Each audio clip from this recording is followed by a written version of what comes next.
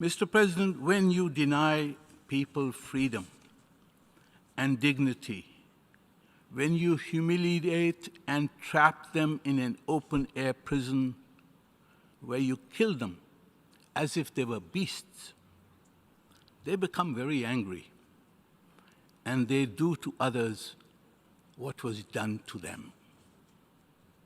And therefore, for Austria and my friend from the United States to blame Hamas in their amendments is not equitable, is not just.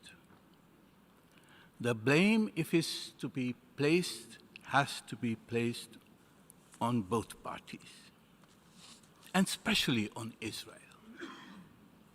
Mr. President, with the end of the pause, the skies over Gaza are filled with projectiles of death. Attack helicopters, drones, artillery shells, tank shells, mortars, bombs, missiles.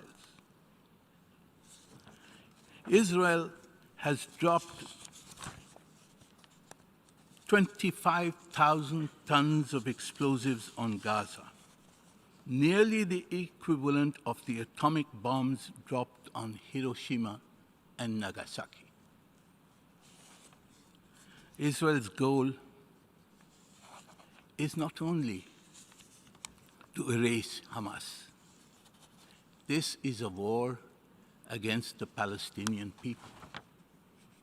Israel's goal is to erase not only a people, but the entire idea of Palestine.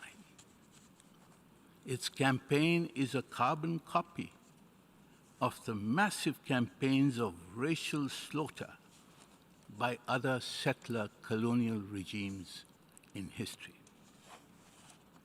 Mr. President, over 18,000 Palestinians in Gaza have been killed, another 42,000 wounded, and more than 1.8 million people, over 80% of Gaza's population, have been driven from their homes. Thousands are missing, buried under the rubble. And yet Israel is not deterred.